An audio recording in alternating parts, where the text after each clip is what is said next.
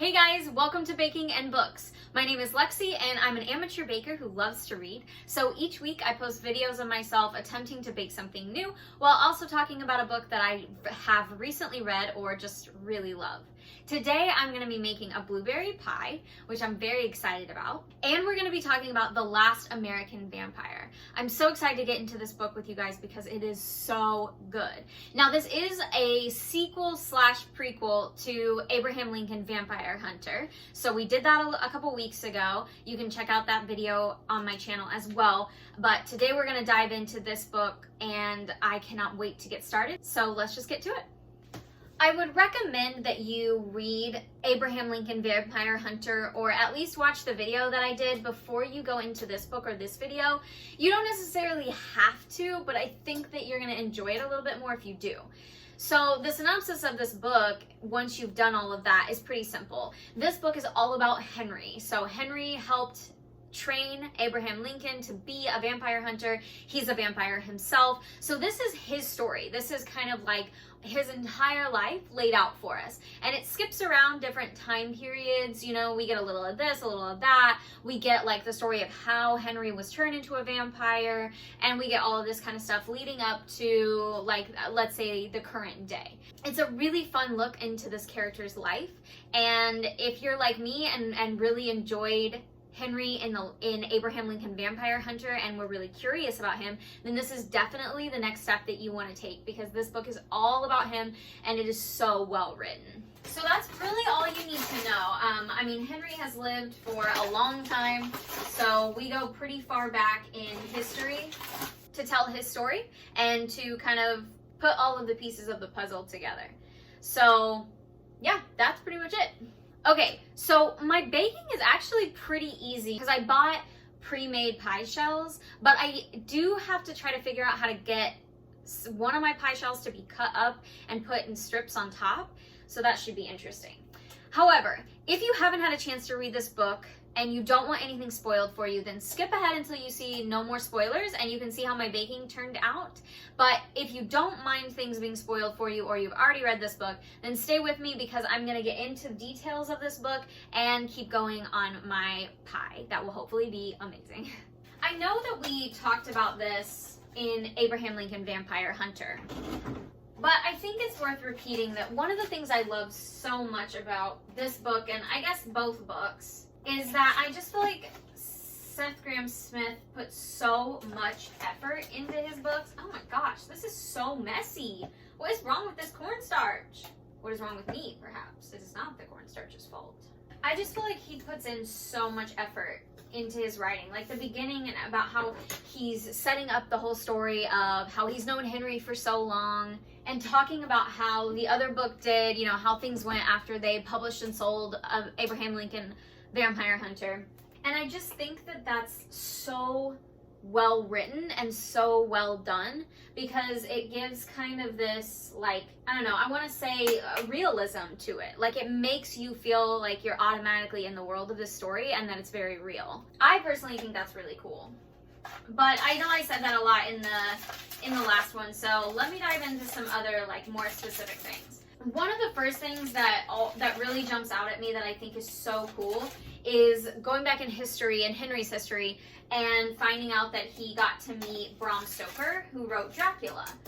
Because I think there's a bunch of different layers to Henry getting to meet all of these famous people, which I do think gets old after a while, but this first portion of it, like this chunk of story surrounding being able to meet Bram Stoker and Henry Irving, you know, and like this very famous actor of that time period being a vampire is obviously very interesting to me, being an actor myself. So I just think it's really funny. And then it kind of goes into the whole Ripper case, which, like, who doesn't know about Jack the Ripper? You know, like, that's such a popular thing, and the fact that he was never really caught, or like you don't really know who it is, makes it so much more interesting. So I think that the fact that we get to see that, and we get to see this relation when Arthur Conan Doyle comes into the picture, who wrote Sherlock Holmes, and, you know, that they like go forth trying to figure out who the Ripper is. The idea that the Ripper was obviously a vampire Like, all of that stuff is so interesting to me. And I mean, I love that point of history anyway. I love Sherlock Holmes. I love Dracula. I love, you know, true crime. So yes, of course, I love the idea. Well, I wouldn't say I love the idea of Jack the Ripper, obviously. But like, yes, that's a very interesting story in my mind. So to find out that Henry got to meet all these famous people and be involved in that kind of stuff, and the fact that the Ripper was probably a vampire, you know, is just a really cool way to tell the story. I also think that it's really cool because we get this really cool quote. Well, I don't know if it's cool. I honestly think it's a little bit creepy, but like a creepy cool, if that makes sense. That at one point they're talking about, you know, all of these famous murderers, and I can't remember who says it. I almost want to say it was Arthur Conan Doyle, but I didn't write that down. But it basically is the best killers are the ones whose names we'll never know. Sorry, I had to like lean up and look at my notebook. But the best killers are the ones whose names we'll never know. Like, I just think that's so creepy because they're right. If you're anything like me and at all interested in true crime, then you probably have watched a lot about different serial killers. And it's always really interesting to hear kind of like where they came from and how they started. And there are tons. I mean, I watch like all this stuff on Netflix and Hulu, and I'm into podcasts now, of course, too. You got to be into the podcast. And it's interesting to me because there are so many people, not even necessarily just like serial killers, because that's a special breed, but killers in general, you know, people who kill their families or like local people or whoever. And I just think that the idea of this quote, that the best killers are the ones whose names we'll never know, is so like bone chilling and creepy, because they're right. Like, there could be tons of killers out there right now, serial killers even, that are getting away with it by who knows what means, and we'll never know their names because they'll never be caught. Like, how crazy is that? Sorry, that's a random like side thing, but it was so creepy to me. And I've read this book before, but I wasn't into true crime when I did. So it like just dawned on me when I read it that time how true that statement is. Okay, here's the tricky part of this pie, is I'm supposed to have like strips of pastry to go over the top. You know, it makes that cute little, I think they call it a lattice. Like, it's cute little like basket weaving type look. Well, I obviously didn't make my own pie crust because I don't think I'm there yet. But these pie crusts come in packs of 2. So what I'm thinking is, how can I make this like the cheap version?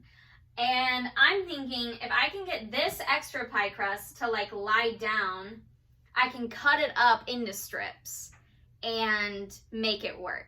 Okay, this is gonna be awful. Let's see what happens. Okay, while I wrestle with this pie shell, let's talk about Henry's beginning and the Roanoke colony.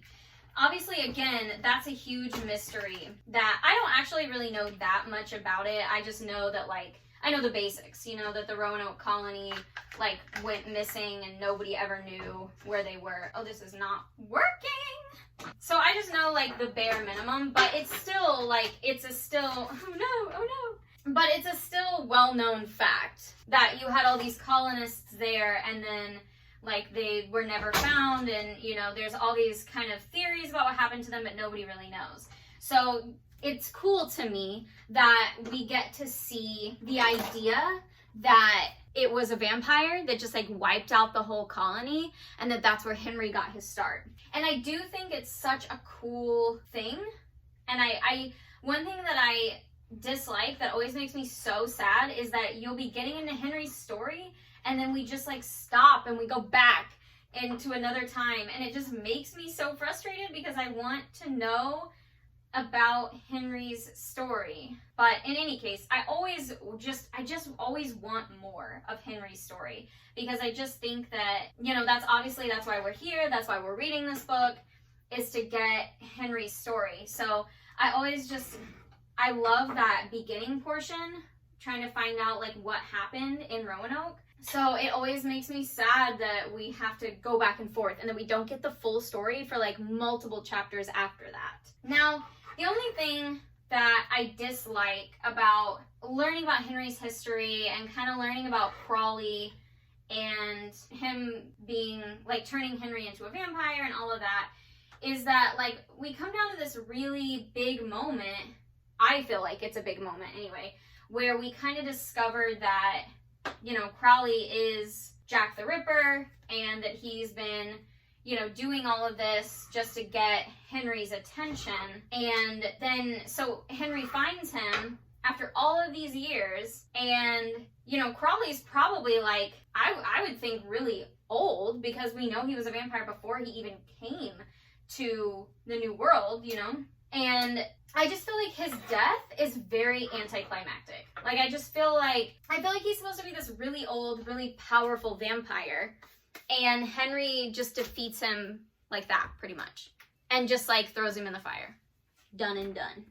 Like, I just feel like this really aggressively old and obviously very murderous vampire would have put up more of a fight. Like, I just feel like we would not have seen Henry beat him quite so easily. But moving on from that to something kind of small, just something that made me laugh, was they were talking about, you know, how vampires being in America and being, like, a part of our customs and our history, I guess you could say, is, like, common knowledge for whoever takes the presidency. And remember how we were talking in the last one about how, like, there are certain ways that I feel like I know vampires don't exist?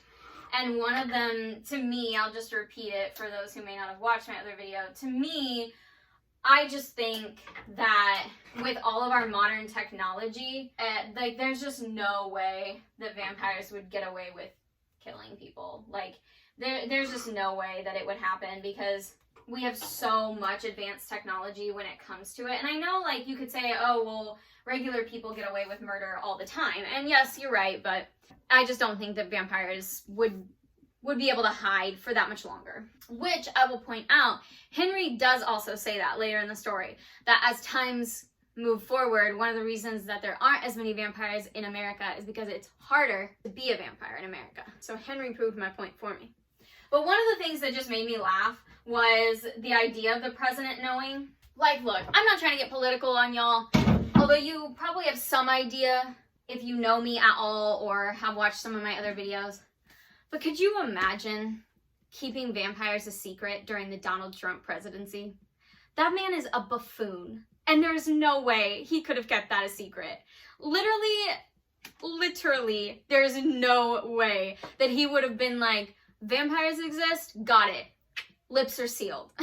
Like, no, he probably wouldn't have even believed it, and so then he would have blabbed it to the rest of America. Like, guess what these fools are out there telling me, y'all. So, anyway, point proven, that's why vampires are not real. And for many other reasons, that too. Well, she's not gorgeous. Okay, let's take a look before of him. I will say, though, I think it worked. What I should have done is crushed it all up like I just did a minute ago and flattened it all out so I could get, like, clear strips instead of having to do some of these, like, Frankenstein type strips. But it worked, so let's pop her in and see what happens. Now, the other thing about the book is that as we move forward, I do think it gets to be a little much. Like, I had a lot of fun learning about some of Henry's history, obviously the beginning stuff and the stuff with Jack the Ripper and, like, he meets Tesla, you know, all of that is fun, but it does start to get to be a lot. And I think it's just there's so much that Seth Graham Smith wanted to cover. I mean, he wanted to make it Henry's whole story. And when you have Henry starting as one of the first colonists in the New World, then yeah, like, of course, it's going to be a long stretch of time. And I think eventually sort of the surprise element wore off, because after you've met Bram Stoker, Henry Irving, Arthur Conan Doyle, you've figured out who the Ripper is, you've met Tesla, like, after you start to meet all of these people, I think it starts to become, like, not as interesting anymore. Like, all the presidents he's meeting and all of that, like, it just stops being interesting. Although, I do think it's interesting that we see, like, his relationship with Abraham Lincoln come full circle, and I love that they kind of go on missions together.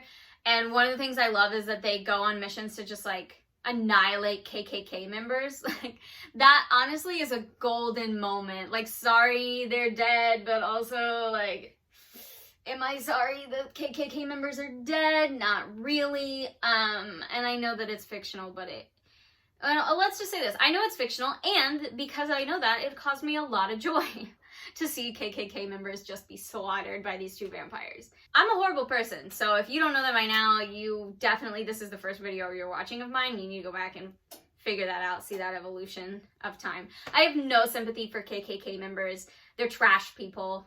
They were trash then, they're trash now. All of it trash. So to have that whole scene where Abe and Henry just like slaughter a whole party of them, hilarious. But again, it leads me back to my point of just there's so much time to cover between the beginning of Henry's history and the sort of modern day that Seth Graham Smith is talking to Henry. So it's just a lot. It gets to a point where you're just kind of wanting it to move along. But we do finally sort of move things along, and we get to the death of Virginia, which is a super sad story. I don't really understand what happened with Virginia because, you know, she grew up along these Native American tribes and fell in love with Henry, and that was their home. And of course, like after these white men came and slaughtered most of her family, like of course she was going to be angry, but I just don't understand what makes her be like, okay, make me a vampire, we can be together forever. And then she just like up and leaves him. And I just think, did your vengeance for these people really run that deep? I mean, I guess it does. I've never lost anybody at the hands of someone else, but I love my fiance so much. It's hard to imagine just being like, okay, well, I have to go seek vengeance on these people, and I know you're too good of a person to do it, so I'm just going to leave you behind. Like, my fiance is definitely a better person than I am, but if I really felt like I needed vengeance, I feel like I would try to include him so we could be together. I don't know. I just feel like it's a really drastic thing. And I don't know why he's so surprised that she's still alive, because he never hears from her again until, is it Rockefeller, I think, that, you know, shows him that she's still out there. So I don't know why he's so surprised. I guess because she's this like high and mighty vampire lord, I guess is the best way to name her.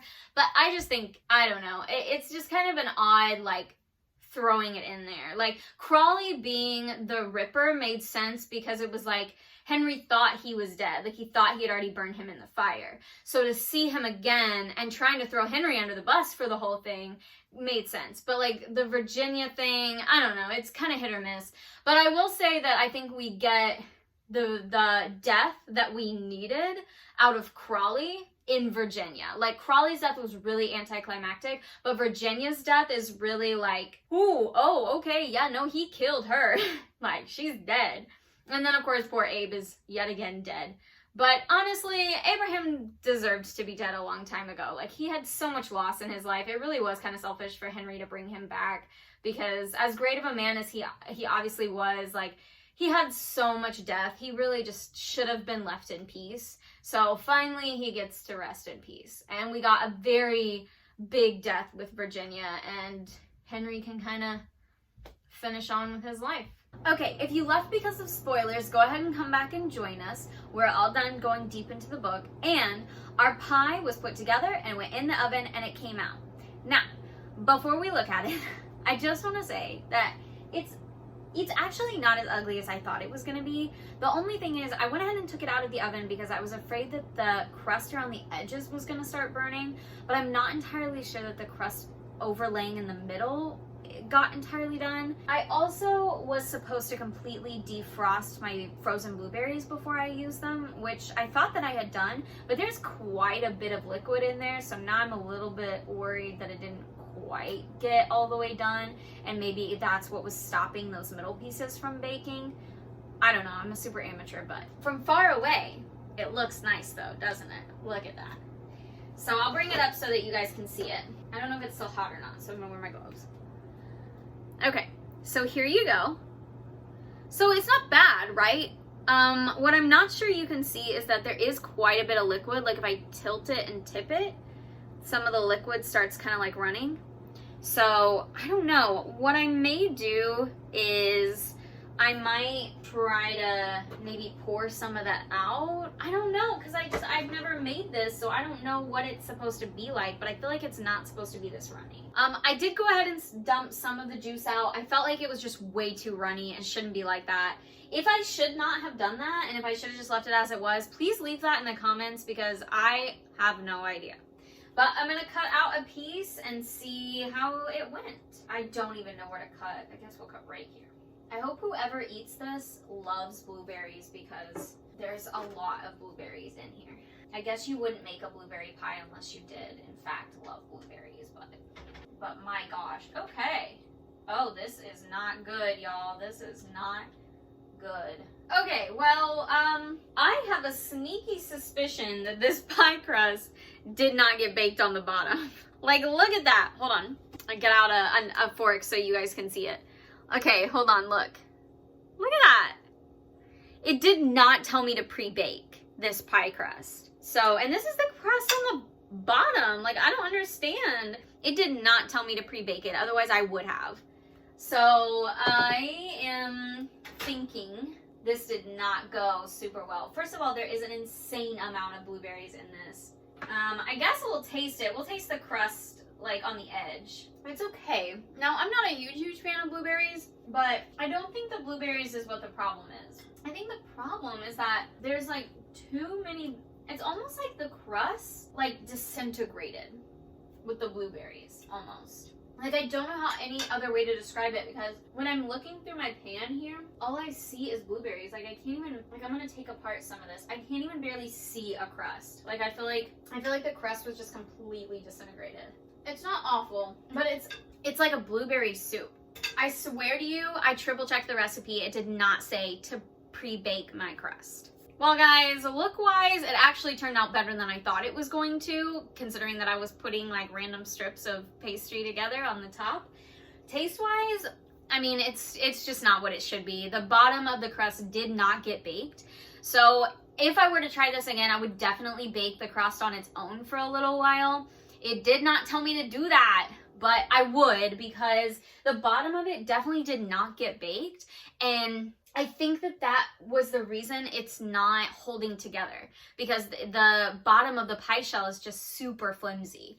So I don't know. I also, like, these pieces on top definitely did not get cooked all the way, but they may not have been as thin as they were supposed to be. I know you're supposed to put thin strips, and the thicker they are, obviously the longer it's going to take to bake. So I definitely would have pre-baked my pie shell ahead of time and made thinner pastry cuts for the top of it so that everything would bake. The middle of it I think is fine, except the other change that I think I would make for the future is to use fresh blueberries.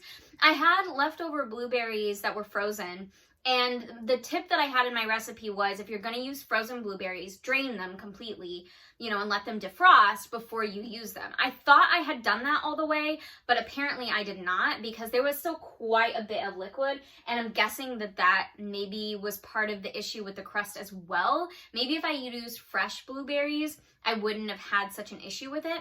So, unfortunately, I would not feel right serving this to anybody, so I think this is going to be a trash can situation. It definitely is not going to be something that you would want to serve to other people. I mean, and they would have to adore blueberries because there are a shit ton of blueberries in this pie right now. But I'm proud of myself still, and I think it was a semi-success because I've never even, like, cut pastry to put on top. I thought I was going to be awful at that. And actually, like I said, I kind of liked the way it turned out look-wise. It definitely could have been smoother, but it wasn't as bad as I thought it was going to be. And I was patient enough to let it bake all the way and cool. So we're working on our patience as well. So I thank you guys for joining me for this hot mess. I mean, it could have definitely been worse, but I think it could have been better. I'll try this again in the future and make those couple of changes that I was talking about, and hopefully that will help.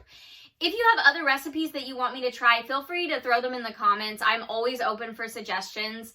This was just something fun and easy that I decided I wanted to try. So I'm up for anything at this point, except for like macaroons, how, you know what I'm talking about, the little cookies. I really want to try those, but I'm not there yet.